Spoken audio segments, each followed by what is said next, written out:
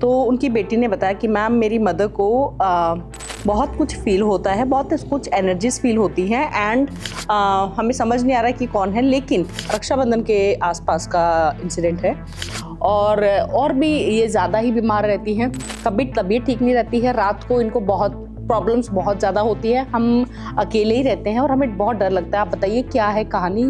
तो मैंने जैसे ही उनके रिकॉर्ड्स ओपन किए, वो उनकी अलग अलग मूवमेंट स्टार्ट होगी, हाथ बंद करके ऐसे जैसे कोई स्पिरिट उनमें एंटर कर गई है।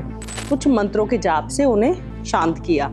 उसके बाद मैंने उनसे पूछा कि अब आप मुझे बताइए कि आप क्या जानना चाहते हैं। उनके घर में 3 स्पिरिट थी, तीनों मेरे सामने क्लियरली आ गई थी। तो मैंने उन तीनों स्पिरिट से पूछा कि आप क्या चाहते हो, तो उन्होंने तीनों ने ही कोई जवाब नहीं दिया, इवन वो तीनों मुझे उसके बाद दिखने भी बंद हुई। जय माता दी, जय संतोषी माँ। आज का जो एक्सपीरियंस है ये ज़रूर मैं चाहूँगी कि आपको कुछ सिखाए, आपको भी कुछ हेल्प मिले। तो इस एक्सपीरियंस में क्या हुआ, ये जो क्लाइंट थी, मैं आपको ये जो किस्सा है ये क्या हुआ, पहले क्लाइंट आए थे, मैंने इनको रेमेडी बताई, उसके बाद क्या हुआ, क्योंकि इन्होंने फिर से बुकिंग ली, फिर से अपॉइंटमेंट ली, तो मैं इस एक्सपीरियंस को 2 पार्ट्स में डालूंगी। आज मैं आपको वो बताऊंगी जब फर्स्ट बुकिंग में जो हमारे सेशन में जो बातें हुई, जो भी हुआ, एंड सेकंड सेशन में क्या हुआ, वो आपको अगले वेडनेसडे स्टोरी में जानने को मिलेगा। तो फर्स्ट सेशन की मैं आपको बताती हूँ। ये लेडी मेरे पास आई थी और उनकी बेटी थी साथ में, और इन्होंने बताया इनको हिंदी नहीं आती थी, तो बेटी थी साथ में, सो दैट कम्युनिकेशन ईजी हो जाए। तो उनकी बेटी ने बताया कि मैम मेरी मदर को बहुत कुछ फील होता है, बहुत कुछ एनर्जीज फील होती हैं एंड हमें समझ नहीं आ रहा है कि कौन है, लेकिन अभी रिसेंटली ये रक्षाबंधन के आसपास का इंसिडेंट है।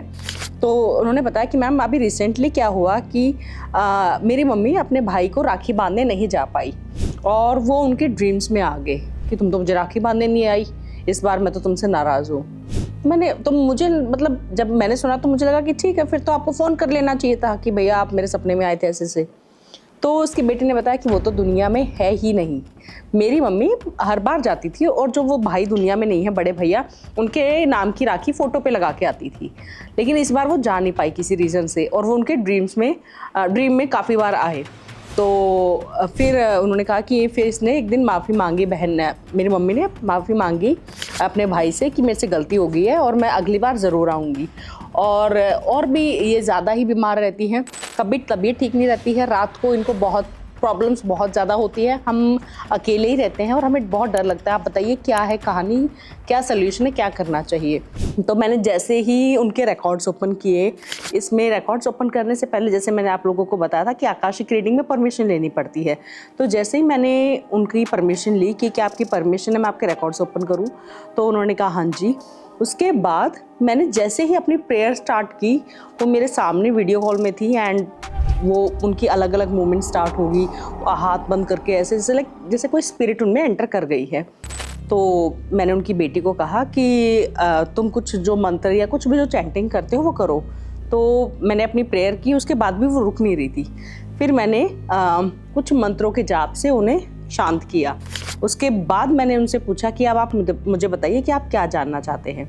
तो उन्होंने कहा कि एक तो ये जो भाई दिखता है, हमें ये जानना है कि ये मुक्त है कि नहीं है, एंड मुझे रात को क्यों इतनी प्रॉब्लम्स होती हैं। तो मैंने कहा ठीक है। जैसे ही मैंने उनके रिकॉर्ड्स में देखा, तो सबसे पहली चीज़, उनके घर में 3 स्पिरिट थी, तीनों मेरे सामने क्लियरली आ गई थी, एक मेल, एक फीमेल एंड एक बच्चा जिसकी एज अराउंड 5 to 6 ईयर्स थी। तो मैंने उन्हें बताया कि मुझे 3 स्पिरिट्स आपके घर में दिख रही हैं और मैं आपको पूछ के बताती हूँ कि कौन है। तो जब मैंने उन स्पिरिट से पूछा कि आप कौन हैं, तो जो मेल स्पिरिट थी उसने तो क्लियरली बताया कि मैं इसका भाई हूँ और मुझे लगाव है और मैं इसके साथ रहूँगा।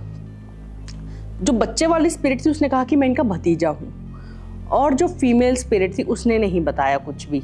मैंने उसे बहुत बार पूछा कि तुम कौन हो, तो उसने कहा कि ये दोनों से यहाँ पे रह रहे थे, इसलिए मैं भी अट्रैक्ट हो गई और मैं भी यहाँ इस घर में रहने लग गई हूँ, पर मेरा पर्सनल इनसे कोई नाता नहीं है।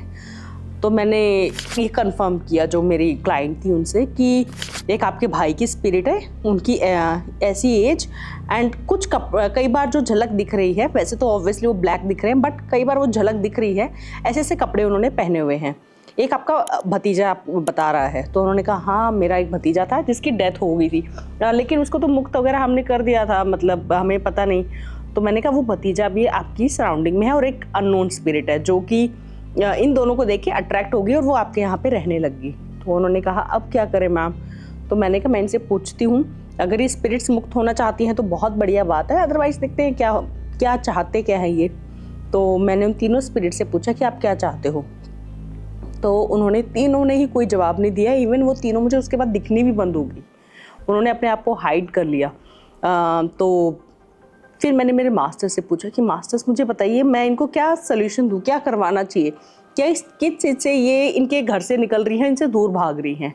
तो मुझे मास्टर्स ने दिखाया कि वो जो लेडी है उसको 21 डेज घर के सेंटर में बैठ के हनुमान चालीसा एंड बजरंग बाण करना है ज़ोर ज़ोर से, और ये स्पिरिट्स मास्टर्स ने दिखाया कि ऑटोमेटिकली दूर होती जाएंगी बट ट्रबल करेंगी इनको। तो मैंने कहा मास्टर्स पक्का इससे सोल्यूशन हो जाएगा? तो उन्होंने कहा हाँ जाके तुम बता दो। मैंने कहा ठीक है। तो मैंने वो जो मेरी क्लाइंट थी मैंने उन्हें कहा देखिए वो स्पिरिट्स तो कुछ नहीं दिखा रही हैं, शायद वो जाना नहीं चाहती हैं इसलिए मुझसे बात ही नहीं कर रही हैं, बट मेरे जो मास्टर्स हैं वो आपके रिकॉर्ड्स में ये दिखा रहे हैं कि अगर आप ये सोल्यूशन करेंगी, जो मैंने आपको अभी बताया कि ये सोल्यूशन अगर आप करेंगे, आपको हनुमान चालीसा एंड बजरंग बाण करना है, अगर आप ये सोल्यूशन करती हैं तो ये आपके घर से दूर ऑटोमेटिकली चली जाएंगी। तो उन्होंने कहा कि मैम क्या दिक्कत आ सकती है इसमें? दिक्कत मतलब हमें थोड़ा सा हम पहले से ही सावधान हो जाएं।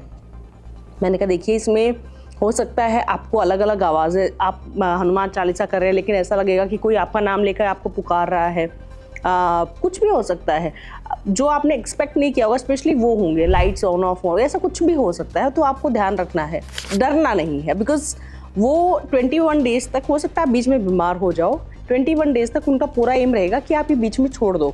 इनकेस अगर आप ये बीच में छोड़ देते हो आपको रीस्टार्ट करना पड़ेगा फिर से। तो उन्होंने कहा कि मैम इसमें जान का खतरा है। मैंने कहा नहीं, क्योंकि आप भगवान का नाम ले रहे हो, वो आपकी प्रोटेक्शन कर रहे हैं, बट आपका कितना उन पे विश्वास है सारा खेल उसका है। अगर आपका विश्वास डगमगा गया कि नहीं मुझे डर लग रहा है, मुझे कुछ हो तो नहीं जाएगा, यानी कि आपका अपने भगवान से विश्वास आपका हट गया है, जिनके लिए आप जिनका नाम लेकर आप कर रहे हैं आपका उन पे विश्वास नहीं है। अगर आप उन्हें अपने थर्ड आई अपने दिमाग में बसाकर अगर उनका नाम ले रहे हो तो आपको कुछ नहीं होगा। तो उन्होंने कहा ठीक है मैम हम ये ज़रूर करेंगे। ये था फर्स्ट सेशन जो उनका हुआ, मतलब जो फर्स्ट अपॉइंटमेंट में, एंड उसके बाद वो फिर से मेरे पास आए 2 महीने के बाद। वो पूरा जो उनकी प्रक्रिया थी वो पूरी करके, वो मैं आपको नेक्स्ट वेडनेसडे स्टोरी में बताऊंगी। ज़रूर कमेंट्स में वेट करिएगा, कमेंट्स में जय माता दी लिखिएगा। जय माता दी, जय संतोषी माँ।